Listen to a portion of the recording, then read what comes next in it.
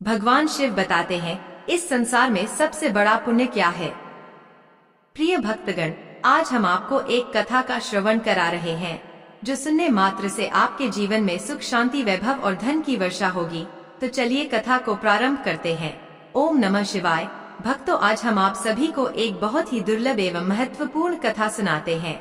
इस कथा को आप लोग बड़े प्रेम और श्रद्धा से प्रसन्न चित्त मन के साथ सुनिए।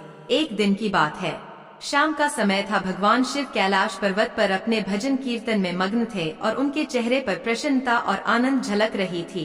तभी माता पार्वती वहां आ जाती है और शिव जी को देख उनके मन में प्रश्न आया।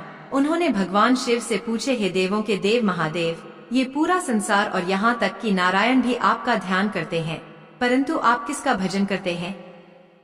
प्रिय भक्तों, अगर आप यह कहानी सुन रहे हैं तो पूरा सुनिए। इस कथा को आधा अधूरा छोड़कर जाने की गलती मत करिएगा, क्योंकि इस पवित्र कथा को पूरा सुनने से मन चाहा फल की प्राप्ति होगी। इसलिए इस कथा को पूरा सुने। आप शिव भक्त हैं तो भोलेनाथ का अनादर ना करें।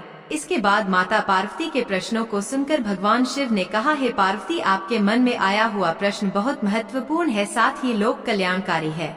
इसलिए एक छोटी सी कहानी के माध्यम से आपको बताऊंगा कि मैं किसका भजन करता हूँ और कौन मुझे इस पूरे संसार में अत्यधिक प्रिय है, और साथ ही यह भी बताऊंगा कि इस संसार में सबसे बड़ा पुण्य क्या है।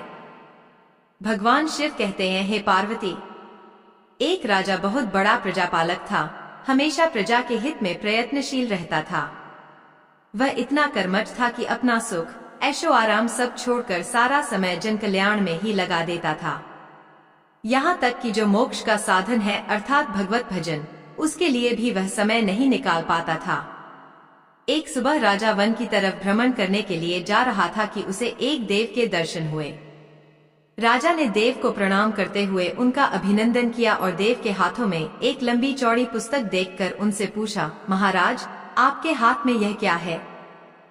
देव बोले, राजन, यह हमारा बही खाता है, जिसमें सभी भजन करने वालों के नाम हैं। राजा ने निराशायुक्त भाव से कहा, कृपया देखिए तो इस किताब में कहीं मेरा नाम भी है या नहीं। देव महाराज किताब का एक एक पृष्ठ उलटने लगे, परंतु राजा का नाम कहीं भी नजर नहीं आया। राजा ने देव को चिंतित देखकर कहा, महाराज, आप चिंतित ना हो, आपके ढूंढने में कोई भी कमी नहीं है। वास्तव में ये मेरा दुर्भाग्य है कि मैं भजन कीर्तन के लिए समय नहीं निकाल पाता और इसीलिए मेरा नाम यहाँ नहीं है। भगवान शिव कहते हैं, हे पार्वती, उस दिन राजा के मन में आत्मग्लानि सी उत्पन्न हुई, लेकिन इसके बावजूद उन्होंने इसे नजरअंदाज कर दिया और पुनः परोपकार की भावना लिए दूसरों की सेवा करने में लग गए। कुछ दिन बाद राजा फिर सुबह वन की तरफ टहलने के लिए निकले तो उन्हें वही देव महाराज के दर्शन हुए। इस बार भी उनके हाथ में एक पुस्तक थी। इस पुस्तक के रंग और आकार में बहुत भेद था और यह पहली वाली से काफी छोटी भी थी।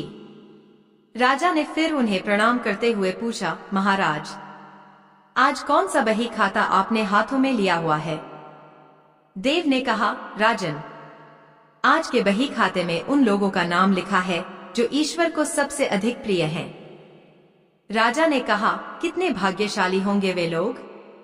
निश्चित ही वे दिन रात भगवत भजन में लीन रहते होंगे। क्या इस पुस्तक में कोई मेरे राज्य का भी नागरिक है। देव महाराज ने बही खाता खोला और ये क्या, पहले पन्ने पर पहला नाम राजा का ही था।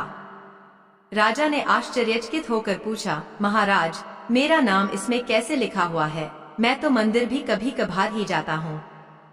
देव ने कहा, राजन, इसमें आश्चर्य की क्या बात है। जो लोग निष्काम होकर संसार की सेवा करते हैं, जो लोग संसार के उपकार में अपना जीवन अर्पण करते हैं, जो लोग मुक्ति का लोभ भी त्याग कर प्रभु के निर्बल संतानों की सेवा सहायता में अपना योगदान देते हैं, उन त्यागी महापुरुषों का भजन स्वयं ईश्वर करता है। ऐ राजन, तू मत पछता कि तू पूजा पाठ नहीं करता, लोगों की सेवा कर, तू असल में भगवान की ही पूजा करता है। परोपकार और निस्वार्थ लोक सेवा किसी भी उपासना से बढ़कर है। देव ने वेदों का उदाहरण देते हुए कहा, कुर्वन्य वह कर्माणि जिजीविषेक्षणम समा एवांत्वाप नान्य तो अस्ति व कर्म लिप्यते नरे। अर्थात कर्म करते हुए 100 वर्ष जीने की इच्छा करो तो कर्म बंधन में लिप्त हो जाओगे। राजन, भगवान दीन दयालु हैं। उन्हें खुशामद नहीं भाती बल्कि आचरण भाता है। सच्ची भक्ति तो यही है कि परोपकार करो, दीन दुखियों का हित साधन करो। अनाथ, विधवा, किसान व निर्धन आज अत्याचारियों से सताए जाते हैं। इनकी यथाशक्ति सहायता और सेवा करो और यही परम भक्ति है। भगवान शिव कहते हैं, हे पार्वती, राजा को आज देव के माध्यम से बहुत बड़ा ज्ञान मिल चुका था और अब राजा भी समझ गया कि परोपकार से बड़ा कुछ भी नहीं और जो परोपकार करते हैं वही भगवान के सबसे प्रिय होते हैं। जो व्यक्ति निस्वार्थ भाव से लोगों की सेवा करने के लिए आगे आते हैं, परमात्मा हर समय उनके कल्याण के लिए यत्न करता है। हमारे पूर्वजों ने कहा भी है, परोपकाराय पुण्याय भक्ति, अर्थात दूसरों के लिए जीना, दूसरों की सेवा को ही पूजा समझकर कर्म करना, परोपकार के लिए अपने जीवन को सार्थक बनाना ही सबसे बड़ा पुण्य है। और जब आप भी ऐसा करेंगे तो स्वतः ही आप व ईश्वर के प्रिय भक्तों में शामिल हो जाएंगे। इस वीडियो को बोलते समय कोई त्रुटि हो तो मैं क्षमा चाहती हूँ। उम्मीद है आप सभी को यह वीडियो अच्छी लगी होगी। अगर आप शिव के सच्चे भक्त हैं तो चैनल को सब्सक्राइब और वीडियो को लाइक करके कमेंट में हर हर महादेव लिख दीजिए। धन्यवाद।